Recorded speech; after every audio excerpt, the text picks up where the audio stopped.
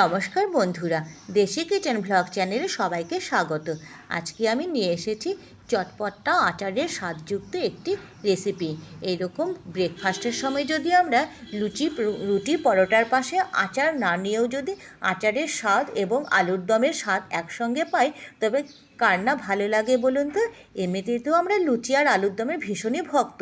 তবে চলুন দেখা যাক আজকের আলুর দমটা আমি কী করে তৈরি করেছি। তো প্রথমেই আমি আলুর দমের জন্য আলুর দমের আকারে আমি আলুগুলো কেটে নিয়েছি। তো আলুগুলো কেটে নিয়ে আমি একটু নুন জলে সেদ্ধ করে নিচ্ছি। আগে সেদ্ধ করে নিলে রান্নাটাও যেমন ভালো হয়, আলুগুলো ভালো মতন সেদ্ধ হলে রান্নার স্বাদটাও কিন্তু ভীষণই ভালো হয়।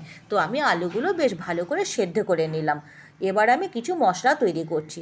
একদম আচার যেমন তৈরি করি সেই আচারেরই মশলা আমি ভেজে নিচ্ছি। তো এখানে কি কি ভেজে নিচ্ছি দেখুন। এখানে দিচ্ছি গোটা মৌরি, জিরে, গরম মশলা না, সরি, গোটা লঙ্কা, শুকনো লঙ্কা আর একটুখানি মৌরি।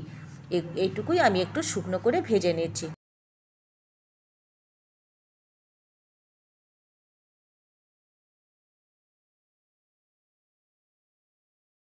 ভাজতে ভাজতে যখন সুন্দর গন্ধ বেরোবে, তখনই কিন্তু আমি এটাকে আলাদা করে নেব।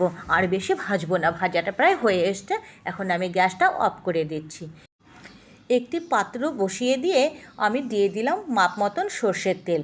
তবে এই রান্নাটা কিন্তু ভীষণই সহজ।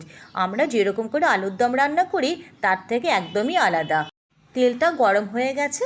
এবার তেলের মধ্যে দিয়ে দিলাম গোটা জিরে, আবার একটি তেজপাতা ফোড়ন। তেজপাতা এবং জিরেটা ভাজা হওয়ার পর দিয়ে দিচ্ছি আমি সেদ্ধ করে রাখা আলুগুলো দেওয়ার পর আমি দিলাম সামান্য পরিমাণ নুন। তবে আমি এখানে কিন্তু আজকে শুকনো লঙ্কা ফোড়ন দিইনি। আপনারা ইচ্ছে করলে শুকনো লঙ্কা ফোড়ন দিতে পারেন। এই আলু ভাজাটাই কিন্তু একটা বিরাট ব্যাপার। এই আলুটা কিন্তু খুব ভালোভাবে আমাকে ভেজে নিতে হবে। আলুটা একটু পরপরই আমি উল্টে পাল্টে বা কোনো সময় ঢাকা দিয়ে আমি ভেজে নেব। আলুটা যত ভালো করে ভাজা হবে, এই এই আচারি আলুর রেসিপিটাও কিন্তু ততটাই সুস্বাদু হবে। তাই আমি এবারে ঢেকে দিলাম। ঢেকে দিলে কি হবে, তেলটা ছিটকে পড়বে না এবং রান্নাটাও খুব তাড়াতাড়ি হয়ে যাবে। তবে যাই হোক বন্ধুরা, এই রেসিপিটি কিন্তু খুবই সহজ। আপনারা সবাই বানাতে পারেন এবং যারা কখনো আলুর দম করেননি বা নতুন রান্না শিখছেন, তাদের জন্য পারফেক্ট রেসিপি। তো আপনি চাইবো আপনারা অবশ্যই একবার চেষ্টা করবেন এই রেসিপিটি রান্না করার, এবং আশা করি আপনাদের সকলের ভালো লাগবে। আর যারা এটা রান্না করেন তারা তো জানেনই এটা খেতে কতটা সুস্বাদু হয়। তো কিন্তু ভীষণই সুস্বাদু একটি রেসিপি। তো যাই হোক, অনেক কথা বললাম। এবার কথা বলতে বলতে আমার আলুগুলো বেশ ভাজা হয়ে গেছে। তো আমি আবার কিছুক্ষণ এটাকে ঢাকা দিয়ে রাখছি, একবার ঢাকনা খুলছি। এমনি করেই কিন্তু আমি আলুটাকে ভেজে নিচ্ছি। তবে বন্ধুরা, আমার রেসিপিগুলো যদি আপনাদের ভালো লাগে, মানে অন্য যে রেসিপিগুলো আমি পোস্ট করেছি সেগুলো যদি আপনাদের ভালো লাগে, তবে অবশ্যই চ্যানেলটি একবার সাবস্ক্রাইব করে দেবেন। এবং আজকের রেসিপিটি কেমন হয়েছে বা কেমন লেগেছে আপনাদের, সেটা কিন্তু আমাকে অবশ্যই কমেন্টস বক্সে জানাবেন। তো বন্ধুরা দেখুন, আলুটা কিন্তু আমার বেশ ভালো করে ভাজা হয়ে গেছে। এবার আমি এখানে ধীরে ধীরে মশলাটা দিয়ে দেব। তবে এখানে কিন্তু খুব বেশি মশলার ব্যবহার আমি করিনি। তাই আমি প্রথমে দিলাম কাঁচা লঙ্কা এবং একটু হলুদ। কাঁচা লঙ্কাটা আমি দিলাম মানে খুবই সামান্য, যেহেতু আমার ঘরে কেউ ঝাল বেশি পছন্দ করি না, সেই জন্য ঝালটা একটু কম দিলাম। আর যখন আমি শুকনো মশলাটা গুঁড়ো করেছি সেখানে তো আগে একটা লঙ্কা দেওয়াই ছিল, তাই কিন্তু আমি এখানে কোনো সেরকম বেশি ঝাল দিলাম না। একটা লঙ্কা দিলাম আর শুধু একটু হলুদ গুঁড়ো দিলাম। দিয়ে এবার আমি ভালো করে নেড়ে দিচ্ছি। নেড়ে জল দিয়ে আর একটু নুন দিয়ে আবার আমি ঢেকে দেবো। তো ঢাকনা দিয়ে কিছু সময় একটুখানি রান্নাটা হোক। রান্না হওয়ার পর এখানটায় আমি বাকি মশলাটা আমি দিয়ে দেবো। তবে বন্ধুরা দেখুন, রান্নাটা কত সহজ।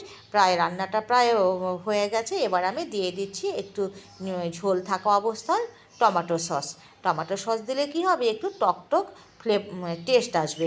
এই টেস্টটা কিন্তু ভীষণই সুস্বাদু হয়। তবে আপনারা এখানে টমেটো সসের পরিবর্তে কিন্তু তেঁতুলের পাল্পও ব্যবহার করতে পারেন, সেটাও কিন্তু খুব ভালো হয়। যেহেতু আমার হাতে সময় কম, তাই আমি তেঁতুলের পাল্প তৈরি করিনি। অন্য সময় আমি তেঁতুলের পাল্প দিয়েও করে থাকি, বা টক দইয়ের ব্যবহারও করতে পারেন।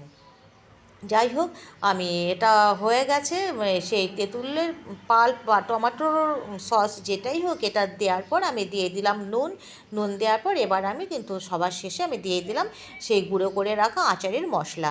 সেই মশলা আর যদি আর ভাজা সরি আলুটা যদি খুব ভালোভাবে ভাজা হয় তাহলে কিন্তু এই রেসিপিটা ভীষণই সুস্বাদু হয়। তবে অবশ্যই ডিপেন্ড করবে আলুটা ভাজার উপর। আলু কিন্তু আগে সেদ্ধ করে অবশ্যই নেবেন এবং ভাজাটাও কিন্তু খুব ভালো করে ভেজে নেবেন। তো আমার আচারি আলু একদম রেডি হয়ে গেল। এই দেখুন, কথা বলতে বলতে কিন্তু আমার রান্নাটাও কমপ্লিট হয়ে গেল। একদমই সহজ রেসিপি। তো আশা করি আপনাদের রেসিপিটি ভালো লাগবে। এই দেখুন, দেখতে যতটা সুন্দর, খেতেও কিন্তু ততটাই ভালো।